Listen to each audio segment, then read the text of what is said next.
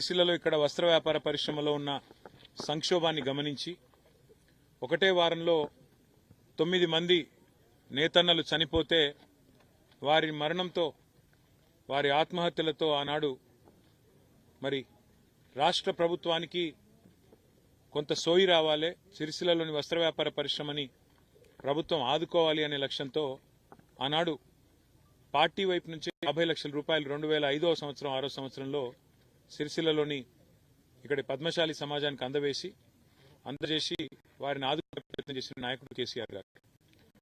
సిరిసిల్లలో మాట్లాడినారు, తెలంగాణ దాకా ధైర్యంగా ఉండండి, వచ్చిన తర్వాత నేను ఆదుకుంటాను మిమ్మల్ని, నేను కాపాడుకుంటాను మిమ్మల్ని అని చెప్పి వారు ఆ రోజే హామీ ఇవ్వడం జరిగింది.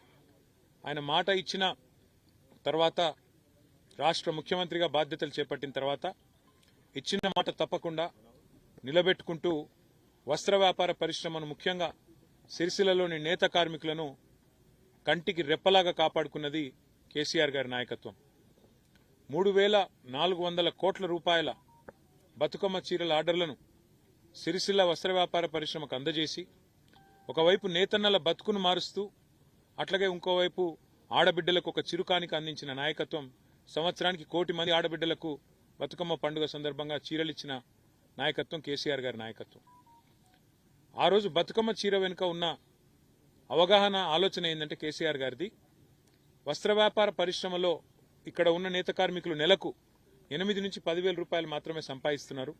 వాళ్ళ ఇళ్లలో ఉండే వారి భార్యలు, వారి కుటుంబ సభ్యులు బీడీలు చుట్టి వారు ఇబ్బంది పడుతున్నారు.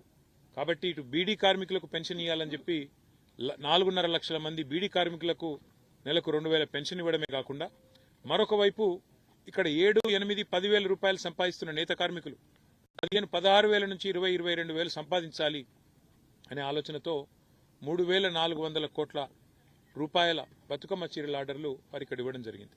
దాంతో సిరిసిల్ల దశ తిరిగింది. సిరిసిల్లలో ఇక్కడ నేత కార్మికులకు నెలకు 15 నుంచి 20,000 రూపాయలు సంపాదించుకునే అవకాశం వచ్చింది. నిరాటంకంగా ఆ కార్యక్రమం బ్రహ్మాండంగా కేసీఆర్ గారి నాయకత్వంలో జరిగింది. ఆ తర్వాత కేసీఆర్ గారు ఒకరోజు నేత కార్మికులను ఇక్కడ ఉన్న వస్త్ర పరిశ్రమను అధ్యయనం చేయమని చెప్పి అధికారులకు ఆదేశిస్తే వారితో పాటు అందరం కలిసి ఇక్కడ ఉన్న 3 అంచెల వ్యవస్థను అధ్యయనం చేయడం జరిగింది. సిరిసిల్లలో ఇక్కడ పరిశ్రమలో 3 అంచెల్లో కార్మికులు ఇక్కడ పరిశ్రమ ఉంటుంది. కింద నేత కార్మికులు జాబ్ వర్క్ తీసుకొని పనిచేసేవాళ్ళు, వారిపైన జాబ్ వర్క్ సేట్ల నుంచి తెచ్చుకొని పనిచేయించే ఆసాములు, అట్లాగే వారిపైన సేట్లు, ఈ రకంగా ఇక్కడ 3 అంచెల్లో పరిశ్రమ ఉంటుంది. అయితే కేసీఆర్ గారి ఆలోచన ఏమంటే సిరిసిల్లలో కార్మికుడుగానే ఉండాలనా, ఈ పరిస్థితి మారాలి కదా అని ఆలోచించి కార్మికుడిని ఆసామి చేసే ఒక బృహత్తరమైన కార్యక్రమం వర్కర్ టు ఓనర్ అనే కార్యక్రమానికి కేసీఆర్ గారు శ్రీకారం చుట్టడం జరిగింది. దాంతోపాటు వారు ఇంకొక గొప్ప ఆలోచన కూడా చేసినారు.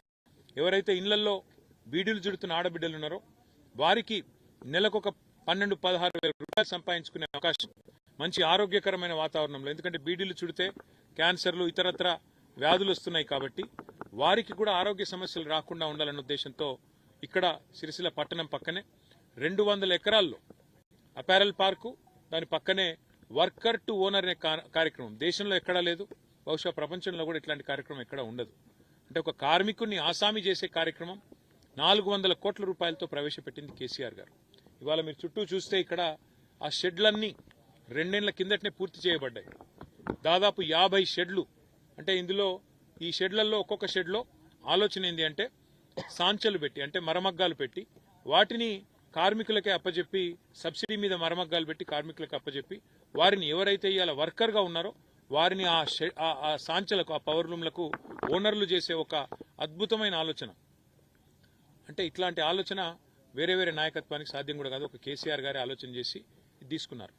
400 కోట్ల రూపాయలతో మరి ఇవాళ బ్రహ్మాండంగా ఈ కార్యక్రమం తీసుకోవడమే కాకుండా ఈ నిర్మాణాన్ని పూర్తి చేసి కూడా 2 ఏళ్లైంది.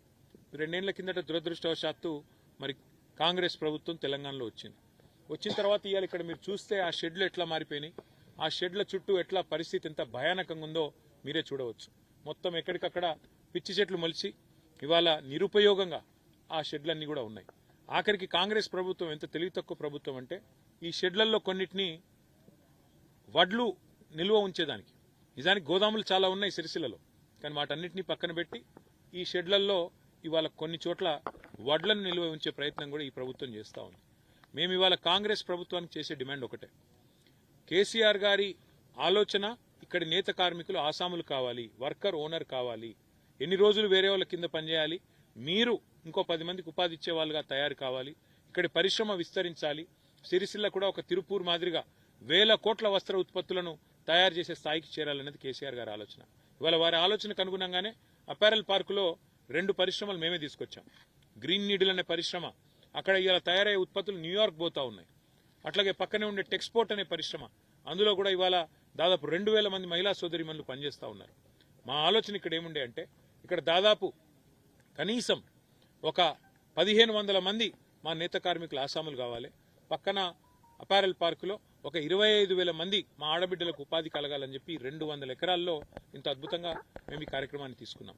ఇవాళ రాష్ట్ర ప్రభుత్వాన్ని నేను సిరిసిల్ల శాసనసభ్యుడిగా నేను డిమాండ్ చేస్తా ఉన్నా బీఆర్ఎస్ తరఫున, మీరు సంక్రాంతి లోపల ఈ వర్కర్ టు ఓనర్ అనే కార్యక్రమాన్ని వెంటనే, ఇప్పటికే 2 ఏళ్లు తాత్సారం చేసిండ్రు, మీరు 2 ఏళ్లు పూర్తి స్థాయిలో ఈ పథకాన్ని నిర్వీర్యం చేసే ప్రయత్నం చేసినారు. ఇకనైనా మీ మొద్దు నిద్రల నుంచి బయటికి రండి, వెంటనే సంక్రాంతి లోపలే ఈ